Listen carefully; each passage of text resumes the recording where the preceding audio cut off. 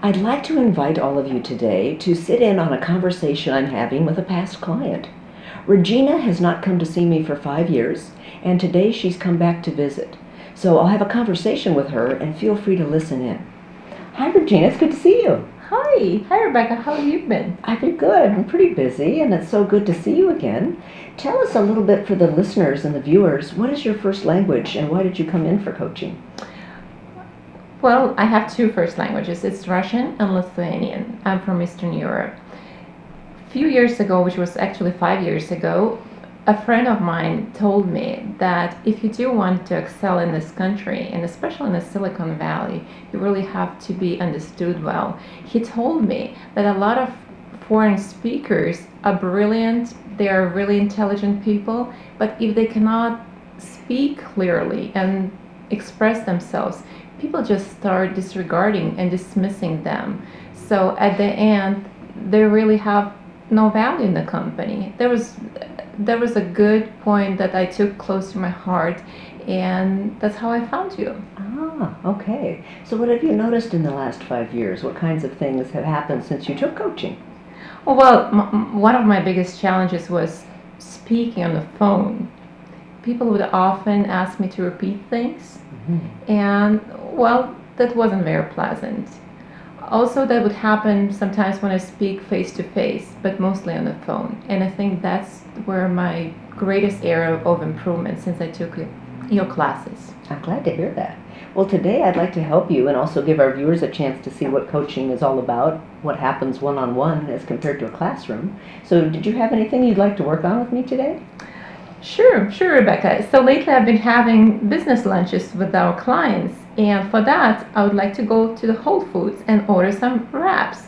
And very often when I place order over the phone, I have to spell the wraps. So if you can help me with that, maybe I mispronounced the word, or maybe just sandwiches are more popular in the United States. So what's the problem, Rebecca? Well, I'm glad you asked the question. A couple of things. First, let's talk about the word wraps, and then we'll talk about what else it could be.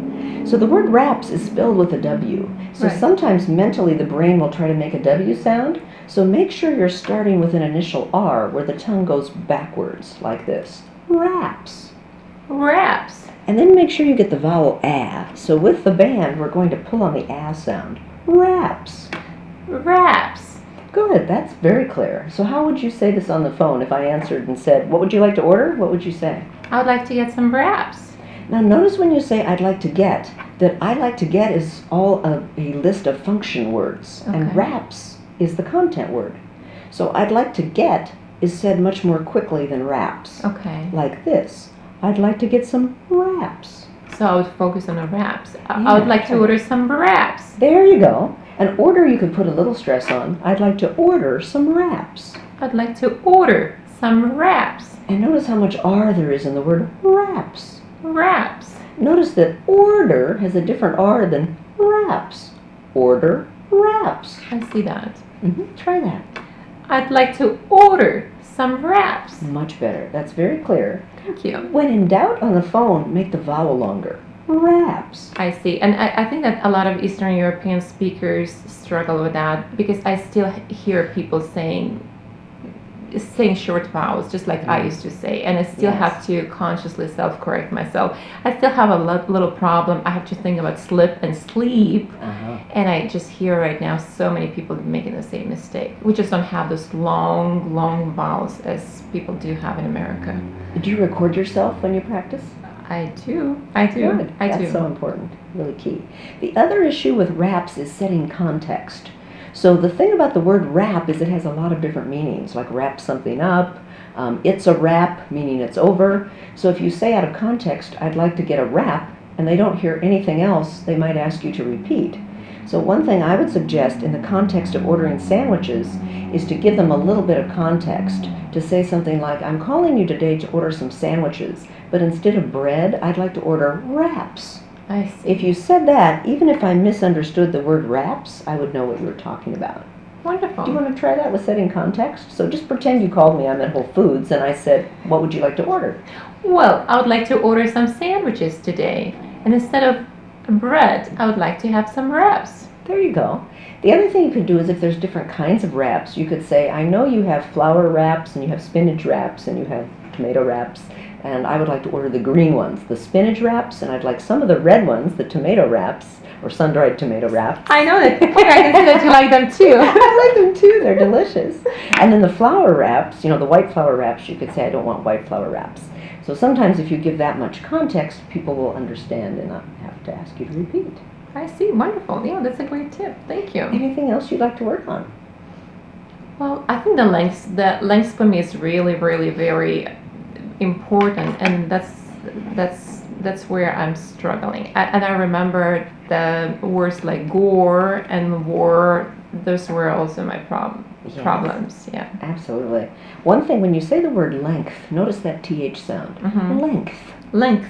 So to get more air on your TH sound, let's use the breath technique with the tissue. I don't know if you remember this or if we did this together. The idea is that when you say the word length, right at the end, this should move. Length.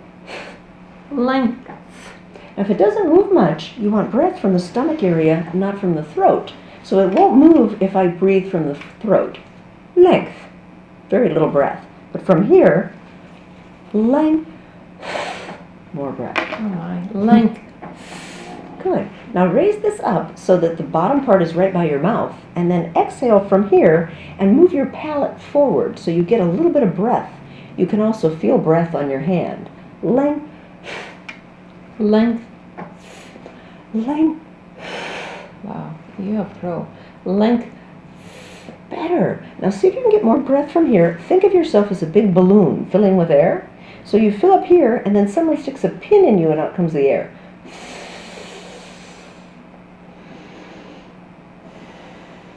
Now notice it's coming out your nose, which is nice. That relaxes you. If it comes out your mouth, you'll get a longer TH. I see. So see if you can do the same thing and let the air come out the mouth. Breath. Okay, so I inhaled before? Yes, inhale like a big balloon, and then breath. Beautiful. Length. And now try here and see if you can get breath. Length.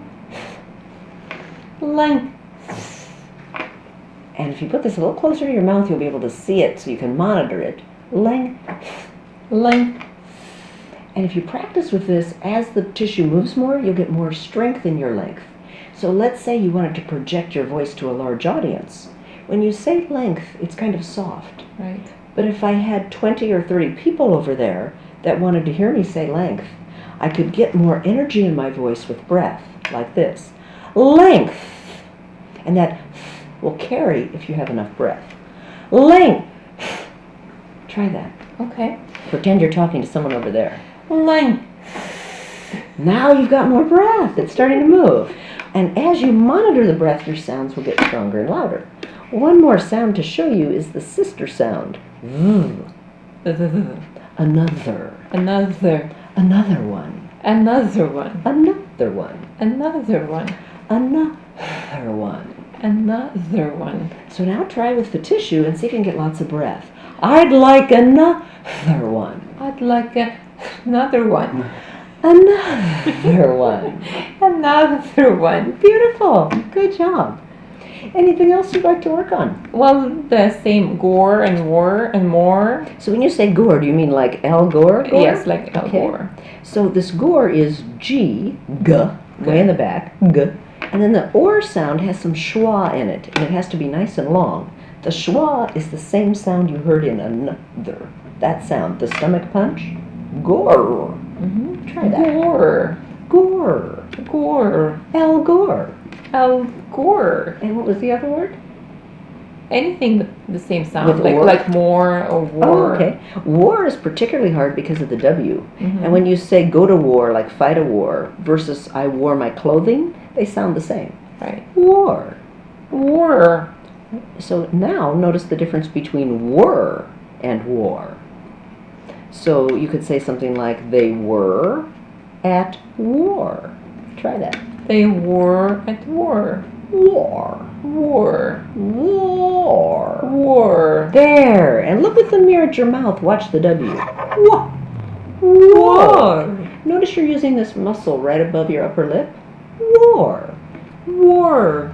So now let's try to get Al Gore and war together, this war, W-O-R-E, and say that's what Al Gore wore. Like maybe he wore a suit on TV. That's what Al Gore wore. Try that. That's what Al Gore wore. War. So notice your tendency, Gore you're doing perfectly, your tendency is to say were for war. So let's try again. They were at war. Notice were, the lips are closer, and you can also monitor here. They were at war. Ah, I see. They were at war. That's what Al Gore wore. That's what Al Gore wore. War. And make sure you hear the or sound, like this or that. Or. That's what Al Gore wore. That's what Al Gore wore. There, better. And the teeth open and the upper lip lifts. So really watch war. War. Much better. Good job. Thanks for coming in today, Regina. And I want to thank all of you for taking the time to watch. I hope you'll get the opportunity to explore coaching further, and we look forward to hearing from you.